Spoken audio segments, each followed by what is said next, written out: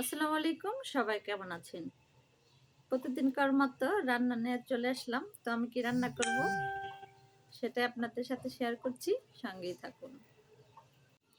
তো কড়াইটা গরম হয়ে গেছে, কড়াইটার ভিতরে দিয়ে দিলাম হচ্ছে মাছের তেল।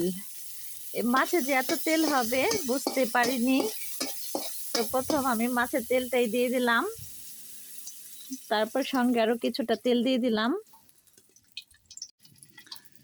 এরপর দিয়ে দিব আমি মাছগুলো। এগুলো হচ্ছে গুলশা মাছ, এর ভিতরেই তেল হয়েছিল।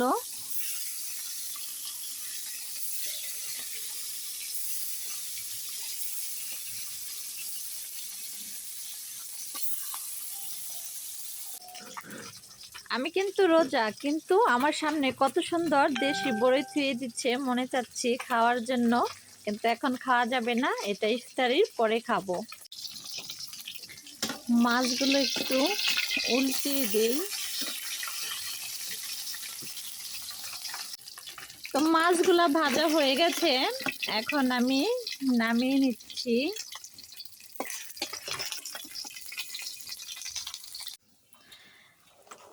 এখন দিয়ে দিব কাঁচামরিচ আর পেঁয়াজ।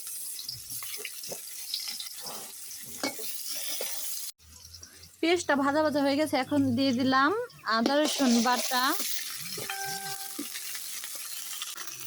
সামান্য পরিমাণ একটু পানি, তারপর দিয়ে দিলাম লবণ পরিমাণ মতো। এটা হচ্ছে মরিচের গুঁড়ো, আর দিলাম হলুদের গুঁড়ো।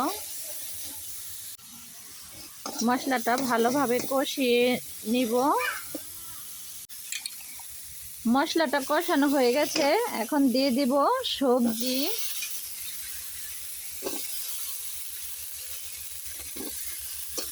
এটা এখন ভালোভাবে কষিয়ে নিব। সবজিটা কষানো হয়ে গেছে, এখন দিয়ে দিব কিছুটা টমেটো। আমার টমেটোটা খুবই পছন্দের, এর জন্য সব রান্নার ভিতরে আমি টমেটো দিই। এটা দিয়ে এখন ভালোভাবে কষিয়ে নিব।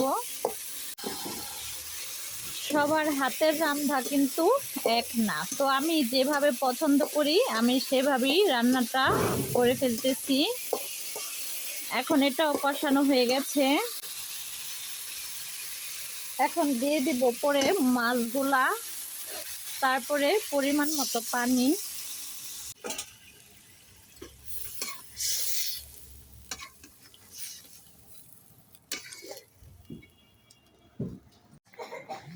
এই খাবারটা দিয়ে এখন আমি আমার ছোট বাচ্চাকে খাওয়াবো।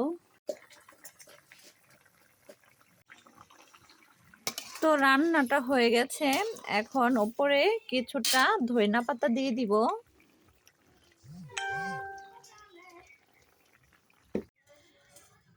তো রান্নার পরে এই তো তরকারিটার ফাইনাল লুক।